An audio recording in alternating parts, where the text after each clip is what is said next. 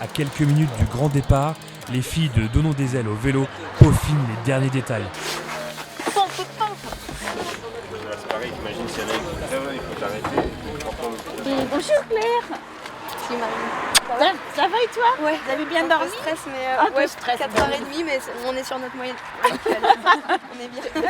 Ça va le faire jusqu'au bout? Oui, ça l'a fait l'année dernière, ça va le refaire. Ouais, c'est le début qui est un peu le temps que tout le monde se cale. Claire, ça fait 1 an que vous préparez ce projet. Je suppose qu'il y a avec les filles hâte de partir pour cette 2e édition de Donnons des ailes au vélo. Oui, effectivement, les préparatifs ont été longs. Ça y est, on est au Mont-Saint-Michel et on a 3 semaines devant nous pour se lancer petit à petit. Là, ouais, on a vraiment hâte de commencer, ouais, parce que c'est beaucoup de travail et de préparation physique et d'organisation. Donc tout le monde est content et puis on est content de se retrouver aussi parce qu'on vient un peu des 4 coins de la France, voire d'Europe même. Donc c'est chouette de se retrouver enfin ici. Comment vous les sentez vos coéquipières pour aller à l'approche de ce grand départ? Très motivée, à la fois un peu effrayée, c'est normal, on l'est toutes parce que 3500 km à faire, c'est une première pour la plupart d'entre nous. Donc oui, c'est effrayant, c'est le Tour de France qu'on voit à la télé depuis qu'on est toute petite et là on s'y colle. Qu'est-ce que l'on peut vous souhaiter sur cette édition de Donnons des ailes au vélo? Du beau temps. Parce que les jours de pluie, ça devient catastrophique, c'est 2 fois plus dur. Donc vraiment du beau temps. Et je suppose aussi beaucoup de public autour pour vous soutenir? Oui, bien sûr. Oui, il y a un maximum de personnes qui nous suivent, qui nous soutiennent et qui diffusent avec nous le message que le cyclisme féminin, ça existe et que les femmes peuvent pédaler elles aussi comme les hommes et que le Tour de France, pourquoi pas pour les femmes un jour.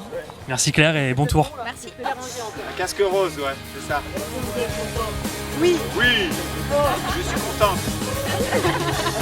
Tu es contente, Mathieu? Ah oui. Allez, courage. Allez, Claire. Courage à la semaine prochaine. Ah oui, on se revoit pas du coup. À la semaine prochaine. Si tu veux. Casque vissé sur la tête, lunettes prêtes à l'emploi, jambes affûtées, les coéquipières de Claire Floret avaient ce vendredi entre le Mont Saint-Michel et Sainte-Marie-du-Mont 162 km au programme. Accompagnées d'une trentaine de cyclistes, elles pouvaient ainsi parader dans la Manche. Saint-Michel, vous attendiez à avoir autant de monde à vos côtés pour faire ces 170 km, on pourrait dire? Non, pas du tout. Étonnée de voir qu'il y avait autant de filles du comité en plus, notamment l'équipe de DN qu'on croise sur les manches de Coupe de France. Et du coup, là, les retrouver... En plus, du coup, elles ont bien joué le jeu, elles nous ont bien abrités, etc. Peut-être des fois un peu trop vite pour nous, parce que nous, du coup, vu qu'on fait tout, par moments, c'est vrai qu'on aime bien que ça roule un peu moins vite. Mais voilà, elles nous ont bien abrités, surtout dans des étapes comme ça où il y a quand même pas mal de vent, c'était quand même agréable. Mais à l'approche des 50 derniers kilomètres sur ce parcours, la pluie faisait son apparition. C'est vraiment bien passé, même sous la pluie.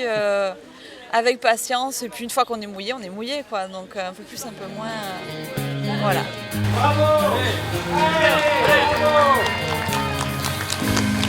Malgré des conditions exécrables, les filles pouvaient enfin célébrer leur arrivée à Sainte-Marie-du-Mont, terme de cette première étape de leur Tour de France. Oui, c'est vrai que c'est la première manifestation extérieure avec l'arrivée de ce groupe.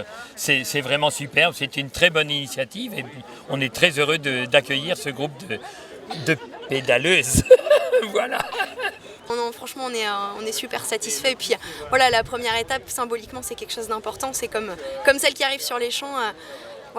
Quand on arrive le soir, qu'on voit un tel comité d'accueil, ça fait chaud au cœur. Merci Claire et puis bon tour pour cette 2e édition de Donnons des ailes au vélo.